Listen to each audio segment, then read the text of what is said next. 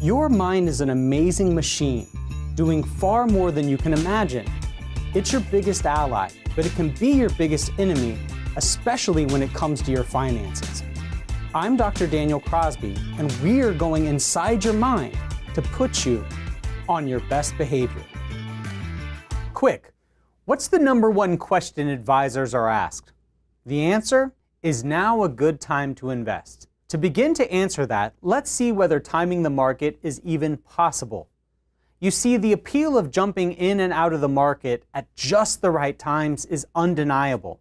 After all, a trader who began the year with $1,000 in her brokerage account and put all of her money in each day's best performing equity in the S&P 500, day after day, every day, would have ended the year with $264 billion.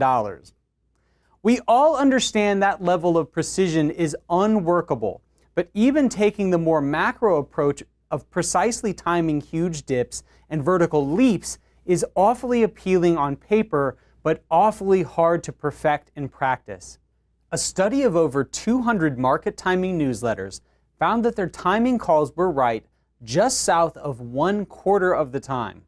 Professor H. Negat Saban found that 95% of large market gains over a 30-year time frame came from a paltry 90 of the 7,500 trading days studied.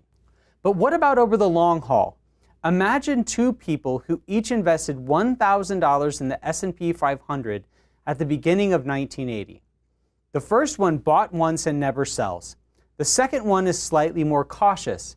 He sells anytime the market loses 5% in a week and buys back when it rebounds 3% from wherever it bottomed out. The first investor's holdings would be worth $18,635. The second would have just $10,613.